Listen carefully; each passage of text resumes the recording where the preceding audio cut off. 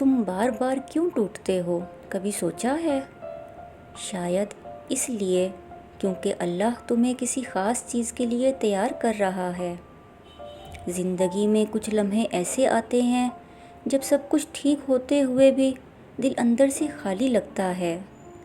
تم لوگوں کے درمیان ہوتے ہو لیکن پھر بھی اکیلے محسوس کرتے ہو، اور تم سوچتے ہو کہ آخر میرے ساتھ ہی کیوں؟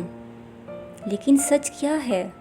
سچ یہ ہے کہ اللہ اپنے پسندیدہ بندوں کو آزماتا ہے۔ ہاں، یہ مشکل ہوتا ہے، دل ٹوٹتا ہے، آنکھیں بھیگتی ہیں، اور کبھی کبھی تو خود پر بھی یقین ختم ہونے لگتا ہے۔ لیکن یاد رکھو، یہ سب تمہیں ختم کرنے کے لیے نہیں، بلکہ تمہیں ایک نئی شکل دینے کے لیے ہے۔ جیسے سونا آگ میں جل کر مزید قیمتی بنتا ہے، ویسے ہی انسان مشکل وقت سے گزر کر مضبوط بنتا ہے۔ تم آج جو درد محسوس کر رہے ہو، یہی کل تمہاری طاقت بنے گا۔